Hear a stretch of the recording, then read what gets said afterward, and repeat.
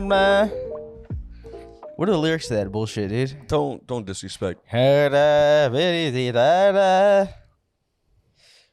Don't disrespect. Hava, Nigila Hava. What? Okay. It doesn't matter.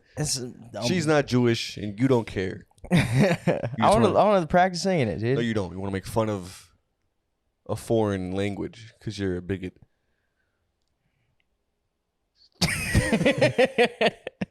Are we recording? We're recording. We're back. We're actually recording this time? Yeah. Now the little red light is on. We're Your back. mic's plugged in this time? Shut up, faggot. We've missed 2 episodes. So the first one, we recorded it, but we got too racist. Yeah, the first one was fine in terms of production. It was just our team, which is Theo, was like, yeah, you can't put that out. Yeah, that's too racist. You're going to get canceled. It was a fun the topic was, it was your topic. We're going to do that one again eventually. We just have to take a break from it because we did it 2 weeks in a row. We could also put it out on Patreon, I guess. But Eventually. In 30 years when this is profitable. Yeah. And then we recorded it to make it less racist. Yeah. But we had Hugo in it. It was a good episode. Yeah, we had our first guest. That was nice. Yeah. And there was technical difficulties behind the scenes. Yeah. The technical difficulties meaning you got too high and forgot to click record. I didn't point fingers at anybody. I knew you were too high because when we first started the podcast, I had to point out that your mic wasn't even plugged in. You were just holding a mic with nothing connected to it. Nothing. Sound like an idiot. I was just going through them, I was testing you to see if you were paying attention. You were also testing me with a... Yeah, you failed. No recording. Yeah, 2 weeks. That topic has to die. Should we say what it was, or should we just wait until we... No, because we're going to do that one again. I'm going to do that. Yeah? Yeah. Once I finish this maybe book. actually research it this time. What are you talking about, dude? We had a good... That was a good one. That second one was good, I think. It was fun. I don't know if the information was actually there. What do you mean? The information was there? What do you think, Theo? Do you think we could have learned some more? Yeah, see? You fucking idiot. I maintain we could have learned some more. Want me to teach you Japanese next time? What else could I do? I could teach you some... I was going to say kung fu, but that's Chinese. Yeah. What's Japanese martial arts? Samurai. It's a samurai martial art. We're gonna get being racist a samurai? again. We can't get into this again. I don't think that's racist. Yeah, we have to learn what the border is. Yeah, we're so racist we don't even know what's considered racist and what's not. We're just stating facts. Well, then that's not racist. We're just woke. Yeah, that's true. We're so woke that we can't even see racism. Dude. I just believe in the First Amendment. Yeah, and I believe in the Second Amendment, the right to bear arms. No, USA. Do you have a gun? Yeah. My grandpa got me a shotgun when I was like 12. It's funny. I have a picture. Me and my brother. Your grandpa got you a shotgun when you were 12. Yeah. He got me and my little brother shotgun. I was 12. He was 8. And there's a picture of us with our white grandfather. He's in a cowboy hat. And there's a picture of us next. I could send it to you. You could put it up. A picture of us holding our shotguns next to him. And we're both wearing Michael Vick jerseys. Nice. That was a great Your mom Christmas, was cool dude. with that? Were y'all both getting shotguns? Yeah. It was Okay. sick, dude. My mom was a very anti-gun Nah, kinda woman. my grandpa's a farm boy, dude. He's from Illinois. He grew up with guns and stuff. You ever shoot it? Yeah, dude. We went up to his ranch, and then I shot it, and then I cried because it hurt my shoulder. And also, you're not built for I that. was like, it hurts. I imagine when you shoot, you turn into Michael J. Fox. You start shaking all about because No. you can't handle the pressure of a How gun. dare you say that, dude? Fucking I was bitch. not ready for that though. I didn't realize how much kickback there are on shotguns. Yeah, guns are heavier than you think. Yeah. They're a lot heavier than hitting right trigger on a controller. Yeah, so there's a big difference. Oh, dude. Oh, I saw something fun today.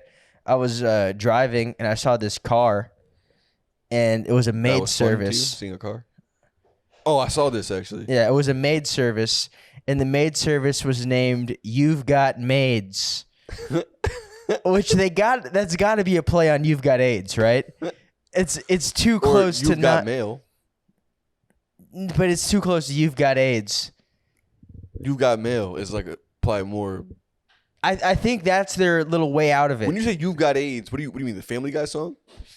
No, just a doctor telling you that. That's not a phrase.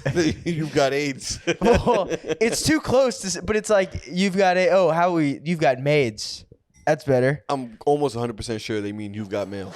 You've got mail. Almost. But 100. it's too far from male and too close to AIDS. How is one letter off? A male and AIDS. Male in maids. Yeah, male and maids. Yeah, they're different. And then It made me want to make a maid service called Full Blown Maids. That'd be funny. and that sounds like those are maids who blow people. On the job. Oh, that could be good. Like a sexual maid service. I don't know if that's legal. We could do it in Nevada, outside of Clark County.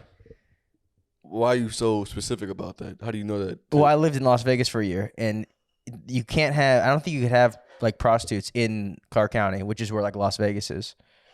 Ordered a lot of prostitutes while you were there? Never, dude. It's illegal there. And prostitutes are disgusting. They're sex positive. I hate being sex positive. There's nothing more I hate than people who are sex positive. What about? I'm so sex negative. It's ISIS? insane. You don't. I'm more along. I align more with ISIS than I do with sex positive people. All right, that's nice. Yeah. Want to see the review I left for? Want me to tell you the review I left for? The maids For the maid service.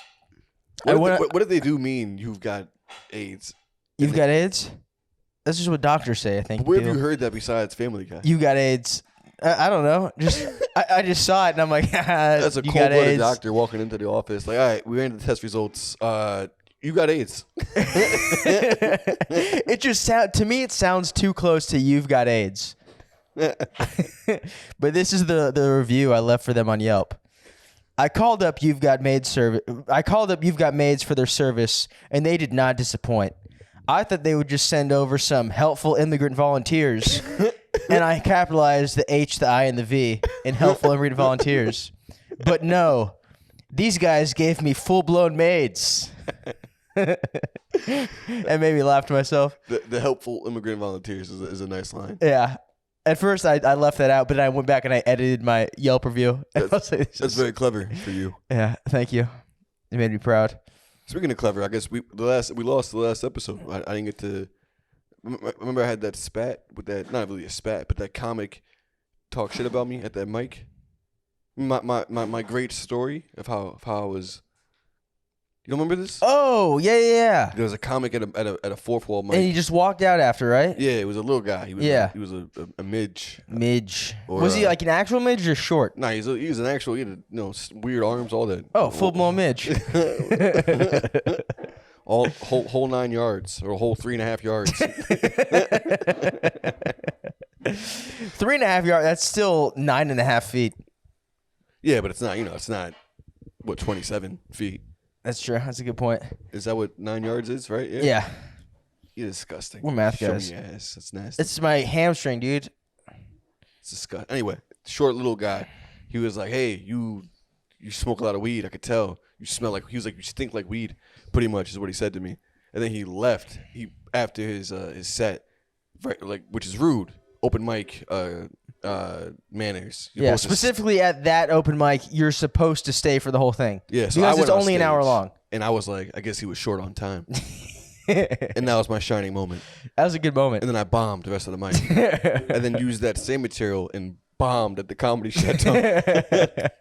Oh, I wanted to kill myself. That was a funny show we did. That was not It was a funny very show. bad. I did not It was enjoy it. bright in the room. They had like the lights were just on in the room. That was the brightest show I've ever done. Yeah, it was like it was like doing comedy in this room if there was just someone doing comedy at the end of the the kitchen over there. Everybody from well, I mean, it's all 10 people in the room. It was not a very big show, which makes it even worse because then you're just bombing on stage. You're just talking in front of 10 people. Yeah, And they're just like, "What the fuck is it wrong was with this tough. guy?"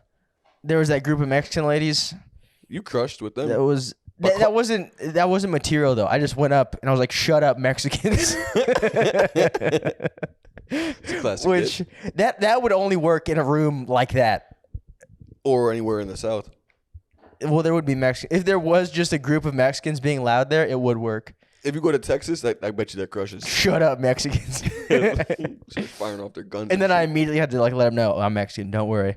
Yeah, I'm one of you. That's a new thing you're gonna have to start doing. Is off the top being like, I am one of you. Yeah. Unless if I get a fade again, a tight fade, I look Mexican. So maybe I'll do that. Maybe I'll go back to that. What? Look Filipino. That's what Filipinos always say to me, and I don't appreciate it. I wish you would fight. But one of these days we'll fight on the podcast. All right, let's do it. And We should have done that on stage. We were talking about if. Yeah, we should wrestle on stage. Yeah, because we knew the show was going to be bad. Also, I had a 4-minute spot, which was nice, and you had a 3-minute spot. And I waited like an hour and a half to do 3 minutes. It was crazy, dude. And it was it's at this place called the Comedy Chateau, and we were gonna go up so late. Okay, let's walk over to the Ha Ha Comedy Club, which is down the street, to see what's going on there. So we walked over there, and that show was even worse. Yeah, it was 5 people in the room. There was one Filipino guy with his girlfriend who kept like yelling at people on stage. Yeah, that guy was nice. I liked him. He was funny. He was fun, very funny. He was getting frustrated because like he knew he couldn't talk at the show. He was like, I can't even say anything, man. He was trying to make actual points. That was funny. That was fun. Some of those nights, those are some good nights of comedy though. When like the show just sucks, you're just kind of hanging out. Like this is gonna be bad. Oh yeah, and it lives up to the poor expectations. Yeah, we had vowed to stop doing the Chateau months ago. Yeah, and we're like, you know what? Let's give it one more try. Went back and I was like, all right, I want to kill myself. God, I hate that place so much. One of the worst places in comedy. It was pretty cool, dude. Last week, they weren't the best shows, but like, got to do multiple shows. It was like, I don't know. It's just nice being able to do shows where you could work out material instead of just doing mics every day. That's all I do is mics, baby. Yeah. You have a good show coming up. I saw the lineup you just Which posted. one? Oh, that Sunday Fun Day one? Yeah, which one? Because you're doing so many shows. That one looks fun. Well, I have that one. I think I have one at a gym with Elliot Max putting it on. I think that's the 6th. That'll be fun. Or no, that's what day is that? Hopefully, I gotta have good ask Elliot acoustics which day that is. for a gym. Yeah, is it the 6th? Yeah, the 6th. I have a show at a gym. The 5th is Yom Kippur, whatever the fuck that is. Don't disrespect. What is that? It's a day of atonement. You guys have a lot of holidays. Yeah. Wasn't it just like Jewish New Year or something? We're the chosen ones, all right? God trusts us with all the holidays. Did you celebrate Jewish New Year? Sure. No, you didn't. I had work, and I waited until too late to. I'm not the greatest Jew. I have like 5 rules that I follow, and I'm like, the rest of them did. You follow very strange rules though. Like you won't say God. I'll say it. I won't write it out. You won't write it out. Yeah. If you ever text me the word God, there's like an asterisk there. Or a dash in the middle. Yeah. Yeah. G asterisk D. Yeah, I'm not worthy. But then right after that, you'll say faggot. Just spelled out. I can say that. What are they gonna do about it? they can't smite you down, dude. Yeah, it's certain out of respect, you can't say his name. Out of respect, don't call them slurs, dude. Who? The gays. You gotta stop that, dude. You're very rude to the gays. I'm rude to the gays. Yeah. I've literally seen you beat gay people up. That was unrelated, though, dude. They happen to be gay. I'm just gonna say that's a very funny scene in 21 Jump Street where he just punched the dude. He's like, "Oh my god, you punched me because I was gay." He's like, "No, I punched him, and then he happened to be gay." I never saw that movie. Oh, you haven't seen it? Oh, it's very funny. He like went to go. He's treating school like prison. He like punches the coolest guy the first day of school. He's like, "Well, you punched me because I'm gay?" He's like, No, I punched you, and then you happened to be gay. He's like, "I was gay before you punched me." I could see you doing that though. I could see you punching someone because they're gay. Remember those kids that were like in Washington? Dude, you know who I might punch Elliot Mack if he gets any more jacked. He's too shredded. It gets me mad whenever I see him. He's also very funny. Yeah, he is. But he's the closest I'll get to punching a gay guy, and that's just because I'm jealous of how jacked he is. Or you can punch yourself. That could work. That's not funny, dude. Dumbass. You give me. Remember those boys in D.C. who were like protesting the abortion, and then the Indian guy or Native American guy was like drumming the thing in their face? Yeah. You remind me of those kids. You have that energy. I think they ended up being in the right. Well, whatever. I bet those kids would, beat up a gay person. You give me those kids. Okay, it's turning into an episode we can't release again. What do you mean? They're grown men now, so it's fine. That happened like 10 years ago. Now if you catch them, it's fair game. All right, let's get into the episode. All right. You ready?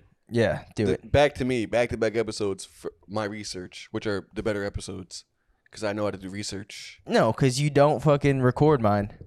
I do record yours, and then you make him racist. You didn't record the last one I did, which was a very good episode. That was technical difficulties. That wasn't my fault. That was your fault. Too high. Okay, well let's double check. This is recording. It's not. Go. Say what you're going to talk about, dumbass. We a lot of World War II talk on this podcast. Yeah. We're gonna continue that theme. Hell yeah. World War II is the best time. That's why they're called the greatest generation. You stupid cuck. Who is the greatest American soldier of all time? Do you know? Donald Trump. I thought you were gonna say Alex Jones. I wrote it down. I thought you were gonna say Alex Jones. That's funny. Any other guesses? Greatest American soldier, Pat Tillman.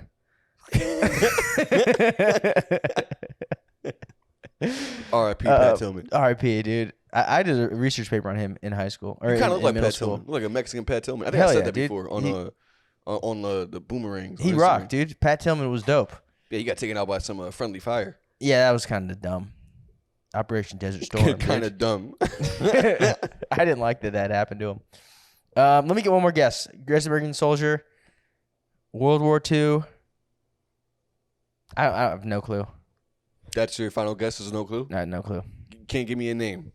I already gave you two names, dude. Donald Trump and Pat Tillman. And you requested a third guess. I know. I thought I had one. I didn't.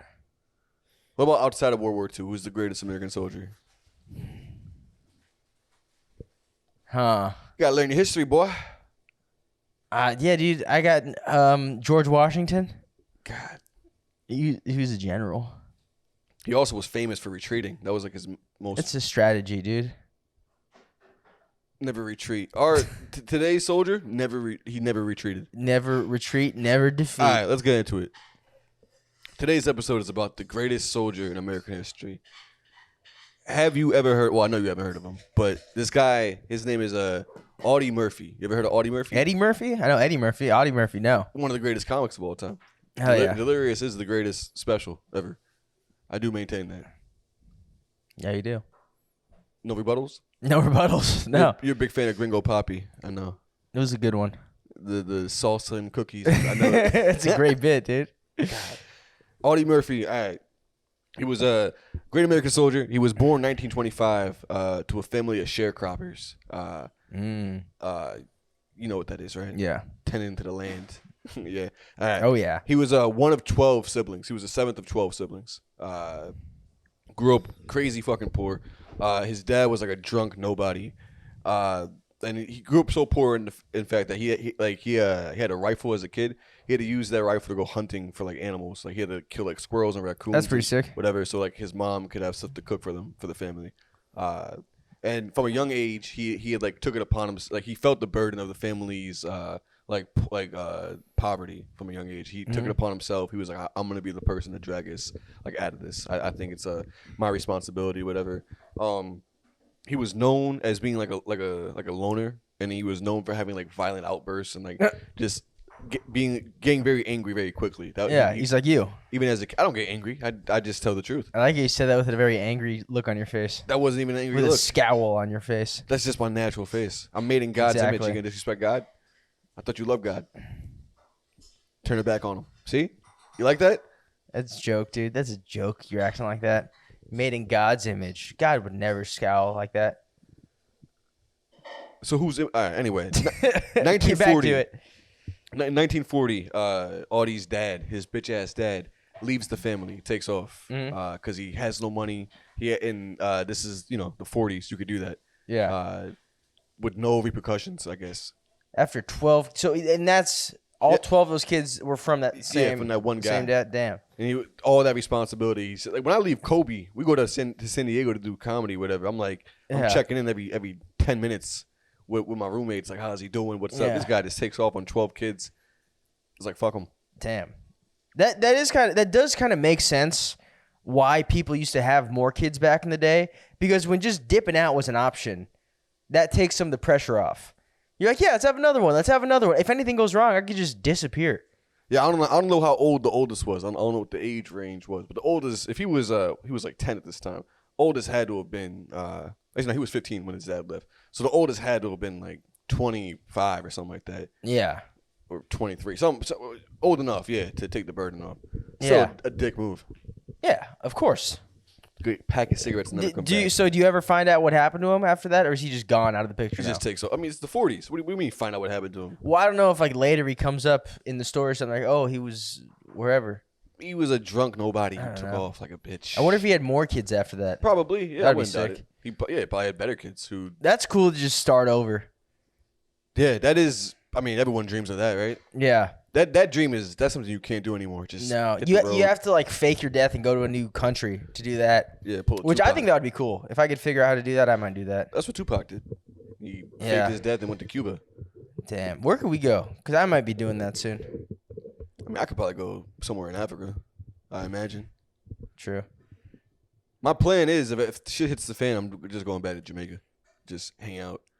But that's not really me escape. All right, this is stupid talk. Let's get back to the podcast. Okay, I thought that was a good talk. All right, go. Continue. This is every time we release an episode or we record an episode, I'm like, this is garbage. Maybe, like, while you're talking in my head, I'm like, this is stupid. No one cares. And then while I'm talking in the back of my head, like, this is fucking dumb. And your voice is horrible. No one wants to hear this shit. All right, his dad leaves the family in 1940. So Audie drops out of school in 5th grade, so he can start Nice. so he can start earning his family some money. So he takes like a bunch of like odd jobs. But his main job that he does for a little while is he picks cotton every day for $1 a day. At least he's making money. Yeah, right. That's better than they used to get. His story up to this point, very black. Yeah. A lot of siblings, not a lot. The sharecroppers or whatever the fuck. Dad takes off. This nigga's picking cotton. He's good with a gun. All right. Wait, is he black? No, he's white. Oh, I was picturing black this whole time. I was 100% picturing black. Well, that's because you're racist. Well, sorry. As I stated earlier. No, he's a what? You think America would give the title of the greatest soldier to a black guy? I mean, revisionist history. Maybe greatest Maybe now they did. baseball player. Now or they're something like tearing down statues, dude, of great men. that. So his mom dies in 1941 when he's 16 years old. Dang. And when she dies, it devastates him. He had a quote. She died when I was 16. She had the most beautiful hair I've ever seen. It reached almost to the floor. She really talked and always seemed to be searching for something. What it was, I don't know. We didn't discuss our feelings, but when she passed away, she took something of me with her. It seems I've been searching for it ever since.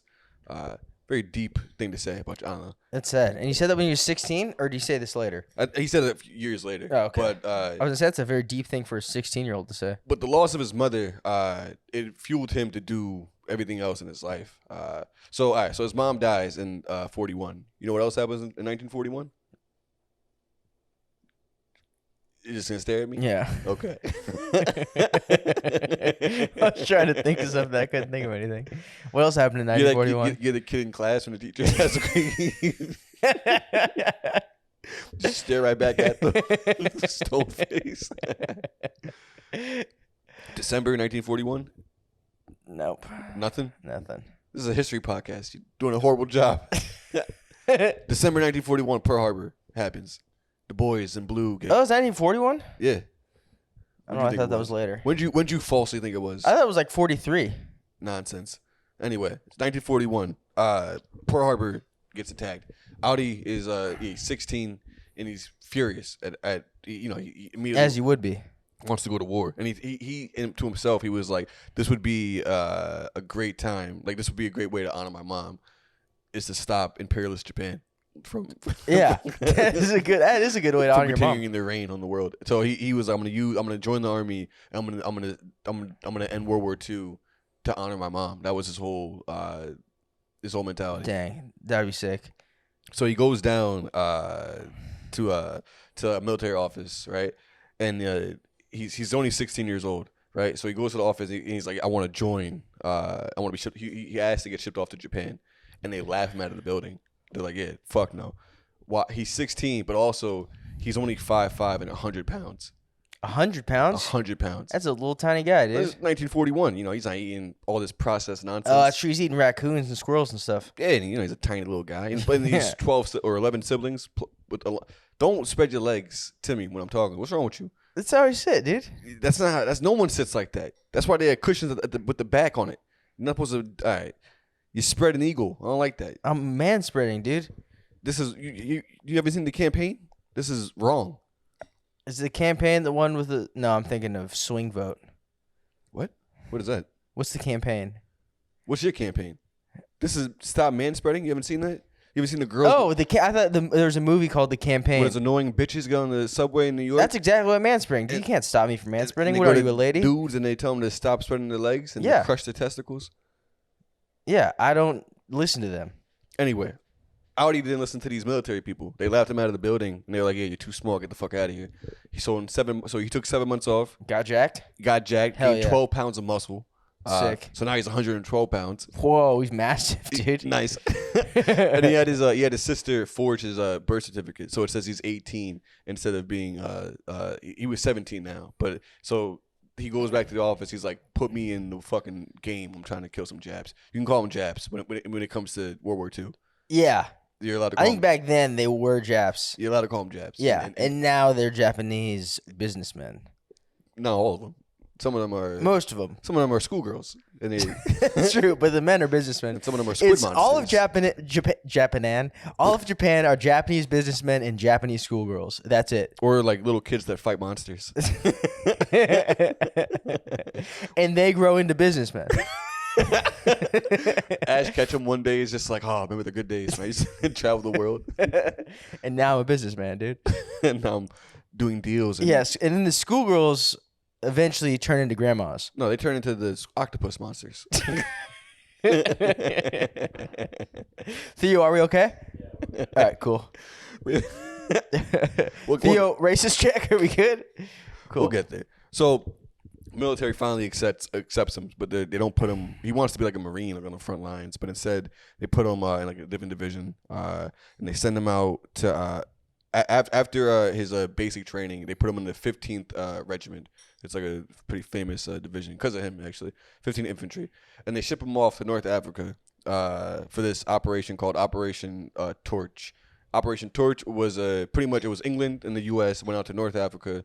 And them plus like the freed parts of France went out to North Africa to handle Theo's people because France had a bunch of colonies out there that were acting. They were stirring up some problems. Yeah, you forget that the French were up to no good for a while there. Well, I mean they weren't up to no. They just got conquered and all their places got bombarded. So it was a bunch of Italian soldiers over there and German soldiers over there. So they 15 infantry is sent out over there. This is the first time America fights the Axis powers like on land, so that's why it's an important moment in history. And the Axis powers surrender like 7 months later. Nice. But Audie, he doesn't see any action in this fight or in this battle because he's still unproven. He's still like a small guy, so they don't trust him to whatever. So a couple months later, in July, they send him out to Sicily to hang out with Theo's other people. Goddamn wops. Are we okay? Can I say that? Yeah. All right, cool. We're good. What's the other one? Oh, no. What's the other one? The one that Cuomo said you can't say. Oh, Fredo. Oh, a bunch of Fredos. That's what it is. You ever hear that? No. Chris Cuomo, the yeah, I know who he is. I didn't hear him say that. The video, there's like him at a restaurant in New York. And some dude called him Fredo, and he's like, "What the fuck?" He gets all mad. He's like, "That's like the N-word for us. You can't." But he's talking to another Italian guy. He's like, "Why would you call me that? You want that's the N-word for us." What a doofus that guy is, dude. But he wouldn't say the N-word. That guy's got meatballs for brains. But he's jacked. You've seen the video of him. Yeah, doing the fake lifting with the fake weights. You ever see Rogan defends him? He's like, I think that's real. Rogan, God, come on, Rogan, Rogan, off let us camera, down, dude. He's like this. He's like, I just every day I just just 100 pounds lifting like it's nothing. Meanwhile, Nick is fucking struggling. He can barely, Shab, that's how Shab lifts 100 pounds, dude. Just like how Cuomo does. Shab lifts 100 pounds with his fat ass stomach. That's about it. I think him and Nick are like on good terms now. Yeah? Yeah. Pussy. Dumb, dude. If it was me, I'd have been like, this isn't over until you embarrass yourself on film. I would have brought a gun to his Again, if I was Nick, I'd have said set for set. We both do a set of lifting, and then we both do a set of comedy. Yeah. I bet you I'll bust your ass in both. Yeah. But I guess Callan can't have that. That would ruin the empire. Yeah, if dude. people see that his opener is 10 times funnier than Schwab. whatever the fuck Schwab is supposed to be. Anyway, they sent Audi out to Italy, right? And while he finally gets a chance to prove his worth. So there's a little battle out there between the Italians and the Allies, and Audi catches some bodies. Tight. Kills Mario and Luigi. Catches 2 of them. And then in another battle, he gets shot in the hip by a German sniper. And he stays cool, keeps his calm, and he like bends over and like on his back he returns fire, and he hits the sniper in the middle of the eyes and kills him. Jesus. He's a bad shooting squirrels, whatever. Growing up, it trained him to be like a dangerous marksman. God, what a monster that guy is. So he's a killer. His only problem is that he keeps getting fucked up by like malaria, like mosquitoes.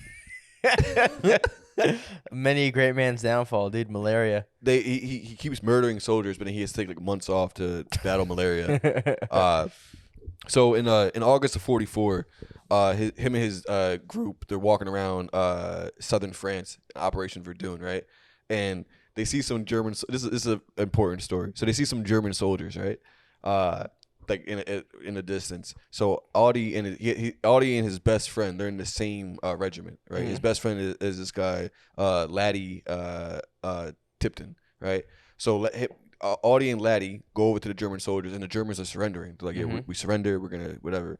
So as the Germans are surrendering, one of the Germans pulls out a gun, and they start ambushing Audie and Laddie. Laddie gets shot in the head and dies instantly on the spot. Oof. Audie sees this and just sees red. He goes Super Saiyan.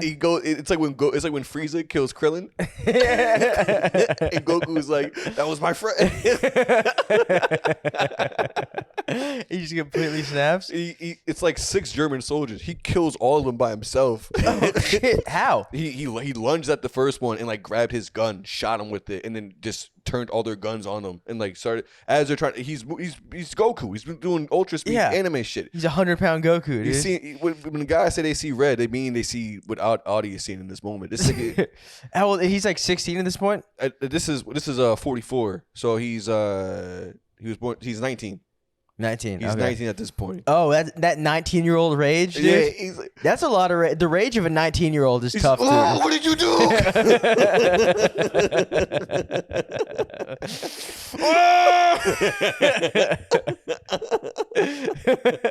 Damn! Imagine like that because his friend. Back then, you don't have video games. That was his Xbox, dude. They broke his Xbox. Yeah, he's like, I was playing with him.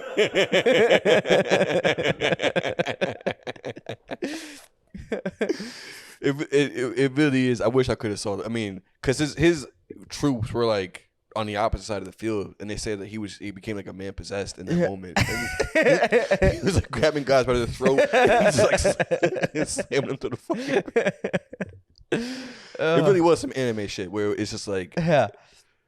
I'm trying to think of the Goku scene is really the best one. That is. That's what guys think of, like when guys, you know how guys who like watch UFC who have never fought, they like claim they're like, dude, when I fight, I just see red. I do. Yeah, I black out. Yeah, I just see red, dude. That's how I could beat these. Like that's what they imagine themselves doing. And Audie actually fucking sees red. Yeah, he does see red. He starts killing a bunch of fucking germs.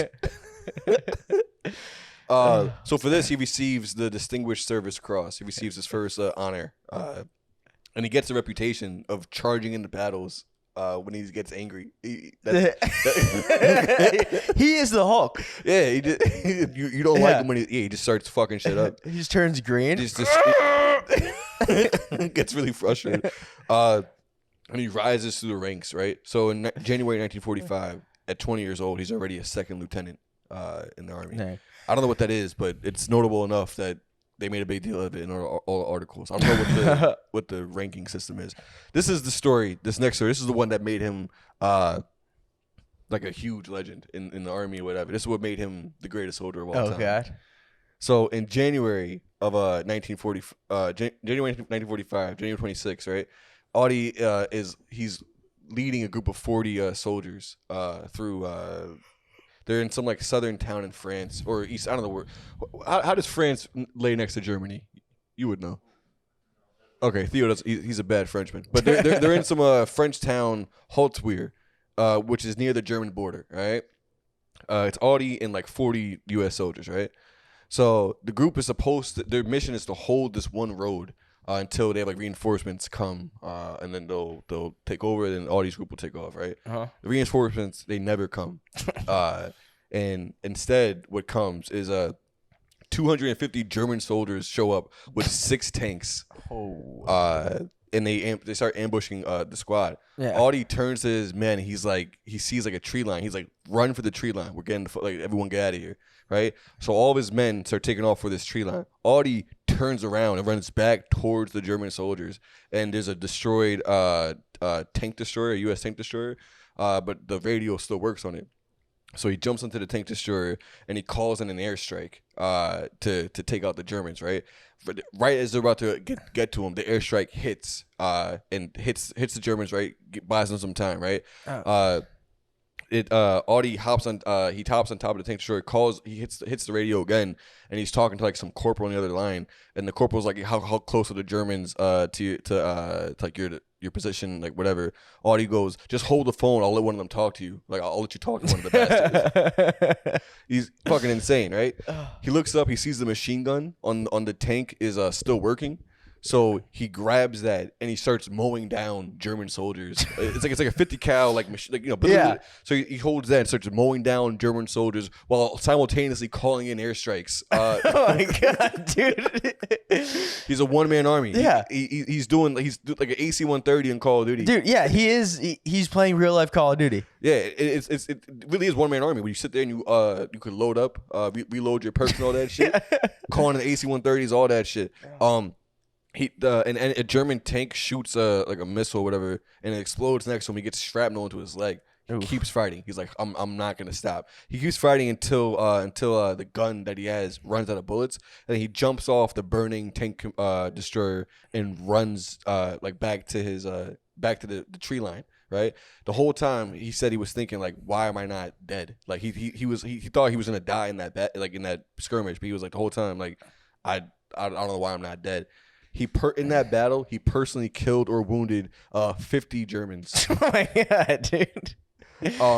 And so he runs back to the tree line, right? Instead of he's injured.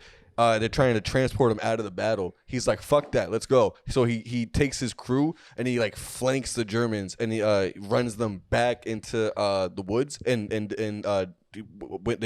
they runs them back into Germany, whatever, because they're on the border of Germany and France. And he's 20 years old at this time when he did that. Because of that battle, he wins the Medal of Honor. That's like something out of a movie. If that was in a movie, I wouldn't believe it. Yeah. It's funny you say that. We'll get to that though. So the Medal of Honor, this is the quote. It's a big long page of a speech that they have for him. But this was one part of the quote. His directing of artillery fire wiped out many of the enemy. He killed or wounded about 50 people. Second Lieutenant Murphy's indomitable courage and his refusal to give an inch of ground saved his company from possible encirclement and destruction, and enabled it to hold the woods, which had been the enemy's objective. That was just what they accredited him with. But yeah, 50 soldiers that he took out by himself. So this was 45, right? January 45. The war ends later that year. So by the time the war is over, he's credited with 250 kills or captures of, oh my god, of enemy soldiers. He receives over 30 honors from the U.S., the French, and the Belgian militaries, and which makes him the most decorated soldier of World War II. After the war, right? So he's the baddest man on land in the war. So after the war, he's pretty fucked up from battle. Yeah. He has demons. If you kill 250 people, you're going to have problems. Yeah. Also, they killed his boy Laddie. That is really what set him off, dude. Yeah, he lost Laddie. He was never this. You ever watch Archer? Yeah. The episode where it's like Woodhouse's wartime, and they killed like his his gay commander, and he goes on like a crazy rampage. It's pretty much that. But after the war, he had said, so VE Day is like the day where Japan had surrendered and all this bullshit. So it's a happy time in America. And Audie, he had a quote, there's VE Day without, but no peace within. Like he's feeling the torments of war. Oh. A lot of demons. Yeah. He's honorably discharged as a first lieutenant in September of 1945, which is, he at this point he's like a legend within the military. He's kind of a celebrity just to civilians as well. Yeah. Because all the stories of this guy going on rampages and shit. He comes back to the U.S. and he's noticed by this guy, James Cagney. The name sound familiar to you? Yeah, it does. What do you know him as? I don't. Okay. I Well, just know James it sounds Cagney familiar. is one of the greatest. He's one of the most famous actors in American history. Oh. He was a actor. huge actor of the 40s and the 30s. Orson Welles had a quote about him. That Orson Welles says he was maybe the greatest actor who ever appeared in front of a camera. Do you know who Orson Welles is? Is he a writer? Yeah. God damn. You gotta I don't know names of people, dude. do research on stuff. War of the Worlds. Never heard of that? No. You never heard of War? Oh of the no, I have. Sorry. Sorry, I have. Not the movie, but like the actual event. You know what I'm talking about? No. No. But all right, so years ago, like in the what was it, the 30s? In Did Jersey. aliens invade us and I didn't know? That's what he. So years ago, in like the 30s or 40s, Orson Welles was like 20 years old, and he was running like a radio show in I think Jersey somewhere. Yeah. And he created a show where he was like, holy, like we're being invaded by aliens, whatever. And he could convince the country that aliens, that there was an alien invasion in Nice. this one part of Jersey, War of the Worlds. It was this big thing. He was a huge director. Citizen Kane, never heard of that? I've heard of Citizen Kane, yes. There you go. Never All right. seen it. It's a good film. You should watch it. It's better than the bullshit you watch. You don't even know what I watch. Pumping Iron, the legend of, I don't know. Exactly. Dummy. What's the Schwarzenegger documentary Pumping Iron. called? It. That's exactly what you watch. What else do you watch? I don't think I have seen that. You're right. I have know seen that. Yeah. So Cagney notices Audie and is like, all right, I'm gonna make you into a movie star. I think you could be the next big thing. So Cagney's company pays for Audie to get like singing lessons and dancing lessons and acting lessons, all this crap. It takes him a few years, but for 1948 he gets his first couple roles, some bullshit roles nobody cares about. 1949 he lands his first like leading role in this movie called Bad Boy.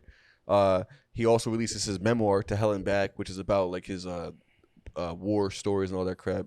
And he also gets married. He notices this lady on the cover of a magazine, Wanda Hendricks, and he like hit her up and was like, I want to marry you. Oh, sick. And he married her. Damn. Pulled it off. That's sick when like war heroes used to be celebrities. We need to bring that back. Like the guy who killed Bin Laden should be a celebrity. Well, someone would take him out. If he was like a famous dude. Yeah, that's a good point. There's no peace. I think about that. That would be sick to be a war hero celebrity. Who was the last one? Like, what's his name? Chris Kyle, the American Sniper. Oh yeah, Chris Kyle was a big one. I think that might have been the last. And they killed him. You can't be a. Yeah. Yeah. Who else is there? I think that. Yeah. The problem is now. It's like, oh, you propagated the American imperialist system. You're it wouldn't be positive. Yeah. So many white woke liberals who would shit on it. That's true. It's like, yeah, true. But that was pretty sick when I killed those guys, right? I was sick when I shot that Afghani kid in the head, right?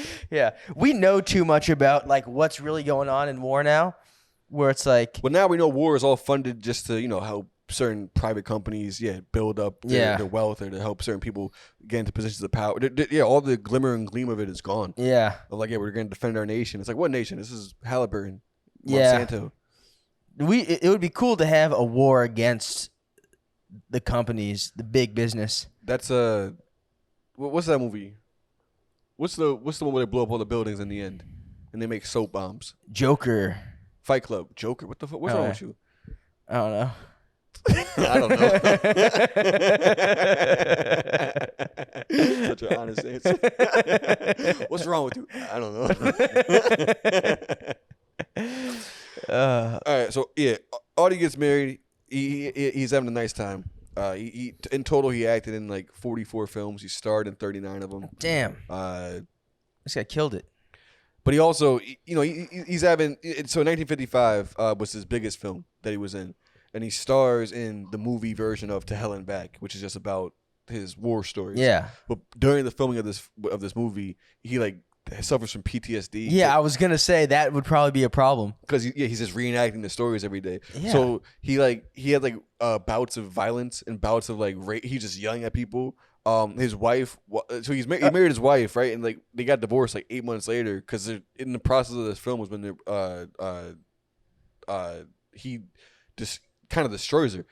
He'd wake up in the middle of the night with like night terrors and shit, like screaming at her, thinking she was like an enemy German soldier. Oh shit! He pulled out his gun at her and like shot at her a couple times on a different night. He would beat like oh my god, just PTSD, demons, man. You shouldn't have killed this boy Laddie. Damn. That was that was fun.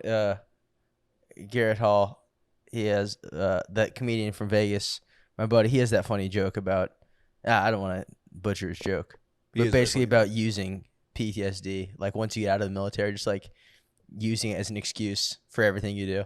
It is fucked. You send people in the war and they're never gonna be the same. And then he went in there at fucking 17. So the most important times of your mental development. You're killing 250 people. Yeah, and you're always under constant battle and constant stress. Your boy gets his head blown off in front of you. Yeah, and then you go into a blind rage. Also, under the guy, like they thought they were surrendering, and then the guy just pulled out a gun and shot. It's like, holy, I can't trust anybody. Everyone's an enemy. Yeah, so, that would scar you. He has so he starts taking a medication for his depression. And he realizes that he gets like addicted to the medication, right? He's like dependent on it, and he realizes that. So as a response to this, he locks himself in a motel room for a week until he kicks it cold turkey. It's like fuck it, I'm just gonna not. That's a good way to do it. You just lock yourself in a room. That's a real man's way to do it. Yeah. So the film comes out, right? To Hell and Back, 90 drops, and it's the most successful film for Universal ever. Oh, wow. It's the most successful film of all time until 1975 when Jaws comes out. Oh, that's I thought that was pretty cool. It was the most successful film they had. That's crazy. Spielberg came around and took that from them. He rest of his life he acted in films here and there. He divorced his wife because she couldn't deal with the PTSD and the holding guns in her face, and also she was a more successful actress than he was. Like her films had better credits, whatever the fuck, and so he had demanded that she wasn't allowed to act anymore, and she had to be a stay-at-home mom instead.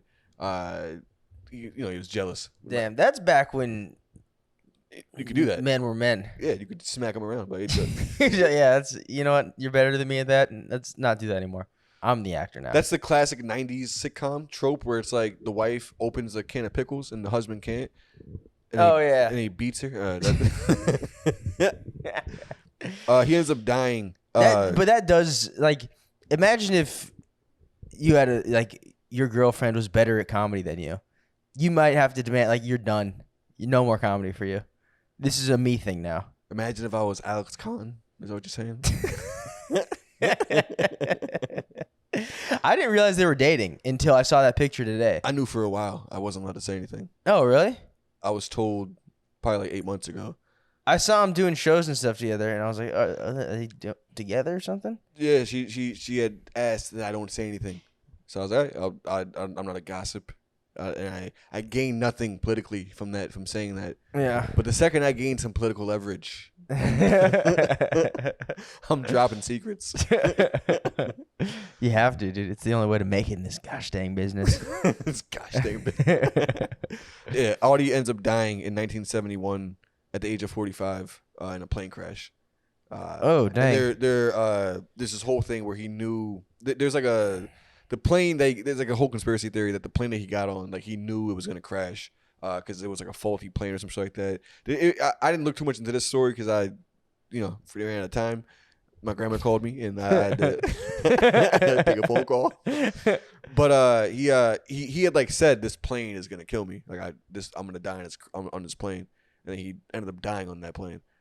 Did he? There's like public record of him saying that, or was that like one of those rumors where it's like? It was one of those things where it's like. He said it's gonna. Yeah, he turned to his friend. It was like this plane's gonna. Yeah, it wasn't on CNN. Like, hey, tomorrow I'm taking a plane. Yeah. It's gonna kill me. I don't know if it was like. I don't know how credible the source was. Yeah, well, yeah, it's one of those hearsay. It's like the poop knife story. You want to believe it? Oh yeah. This seems like something you should have looked into. The most interesting part about the story. The most interesting part of the story was him killing 50 fucking soldiers with his bare hands. That was good too. Or him killing 6 soldiers. But what about the conspiracy? What if he's still out there, dude? You didn't think about that, did you? I mean, he's dead. What do you mean? They found his body. Oh, I thought the conspiracy was that like I'm gonna die, and then he faked the plane crash, And they didn't find his body. And then then he escaped somewhere. Everyone on board died. All 6 of them. It was like a whole crew. They're all dead. That's sad. He did. It was the 70s. Was it one of those like little small private planes? Yeah, and it was the 70s. So he probably didn't. He was like, "This is crazy." Yeah. Flying through the skies and shit. Yeah, they still were just understanding. Like, what the hell are we doing up here? This is nuts. Why are we? When was flying invented? When did the Wright brothers invent that? Well, I mean, we dropped atomic bombs on Japan in 45. So yeah. Before that. Well, obviously before that. Wait, what? There's that stat. It was like 20 years between the plane being invented and a bomb being dropped out of it. It's pretty freaking bonkers. We are the worst historians. We're asking about. Oh yeah. Sorry, dude. The freaking group's almost here, I think.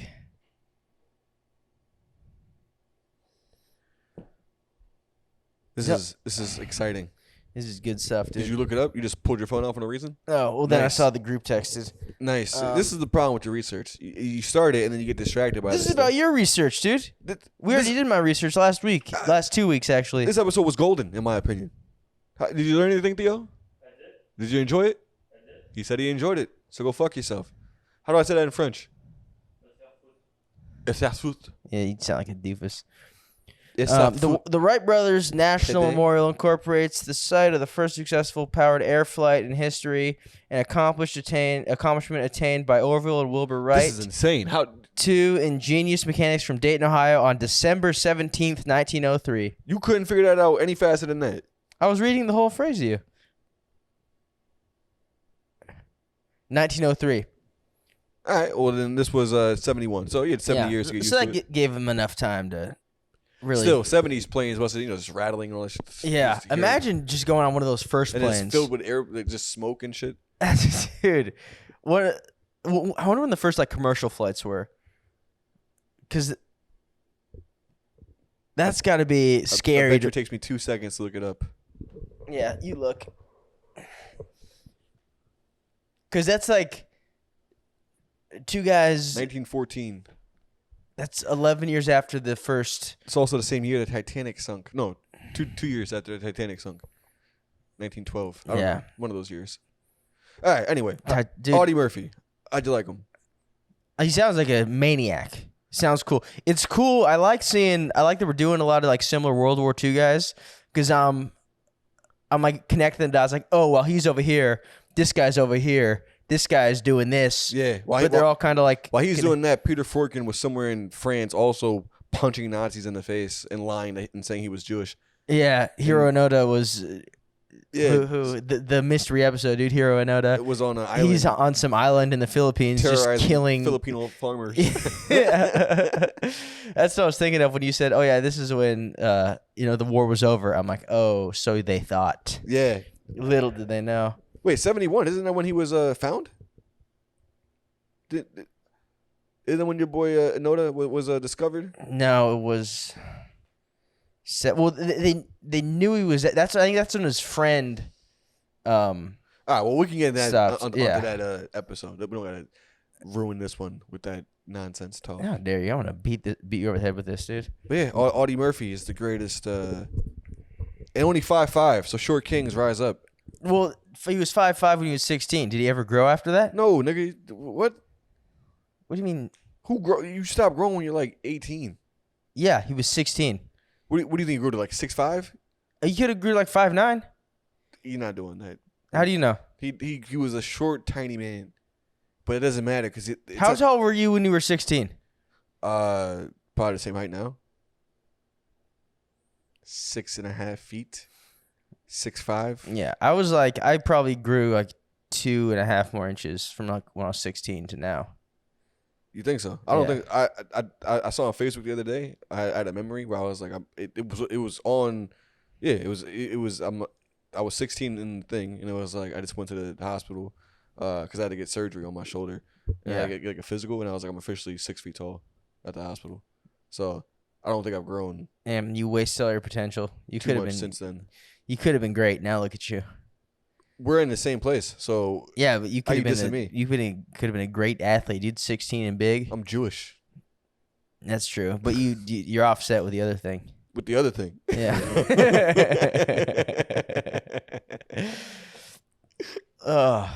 That's funny. I think it was a good one, dude. Was it a good one, Theo? Yeah. All right. All right, plug your freaking stuff. Oh yeah. Well, relax and laugh. Y'all know on Instagram. Shoebox Comedy. We're coming back. I think in November. Yeah. We'll get you a date soon for that. Almost History on everything. Almost History podcast on everything. One of those two things. We are going to be more consistent. Sorry for the hiatus. No more technical difficulties. We had back-to-back technical difficulties. Yeah, this is not a good record, but we're back and no more of that bullshit. Logan J Quiroz on TikTok, Instagram. Logan, I'm gonna start plugging my Facebook, dude. Logan Quiroz on Facebook. You have a lot of hot takes on there. Yeah, no, I'm not very conservative on Facebook. Yeah, you're very right winged. Yeah, that's where I post my right wing thoughts. No, there's nothing going. I was thinking about this today that like Facebook is like the last social media. Like it's not good for anything. Like Instagram, if you're gonna post pictures, you post them on Instagram. If you're gonna post videos, you post them on TikTok. If you're gonna post like witty thoughts, you post them to Twitter. And the last thing like that Facebook is really good for is just posting you're gonna kill yourself. Yeah, because you have the most leeway with all the words. Yeah, you can write like a full paragraph. Because that's the only place I see people post they're gonna kill themselves these days, and I see it a good amount. Well, because the feed will stay. You know, if you're on Twitter, it's like it's too much stuff going on. It's gonna go. And then on Instagram, we can post a photo. I'm gonna kill myself. Yeah, exactly. Yeah, but just with a selfie or something. It's just you being sad. Yeah, and also I think because you have the different reactions on Facebook, so you could be like, oh, the frowny face. Yeah, thumbs down. Don't kill yourself, dude. What the hell? On like Instagram, you can just like it. You're like, oh, fucking. Are you liking killing myself? Are you liking me saying don't kill yourself? Who knows, dude? That is a weird thing on Instagram where it's like I don't know what you're supporting here. Yeah, that's tough when someone's like, "Oh, my dad died," and you like it. Like not that your dad died. I like that I'm so I like liking that you're sad you about it, and I'm sending a heart that. saying heart you, supporting you. Yeah, we're doomed. Yeah, dude. Do you know I never like. Not all feel. There's a lot of female comics I can never support them on Instagram because they post pictures with like their tits out. And I want to support like, oh yeah, you have this cool show, but like you swipe and it's like them with their tits out. And it's like I can't like that. I can never support them because they're not funny, and all their jokes fucking suck. That's messed up, dude. The truth? That's messed up. Now we're back to this. The truth isn't good. That's how dare you say Tell that about jokes. female comics, Don't show dude. me your tits. Show me your hot five. You dumb bitch. That's a good way to end it. That's a good way to end it. All right, later, doofuses. Peace.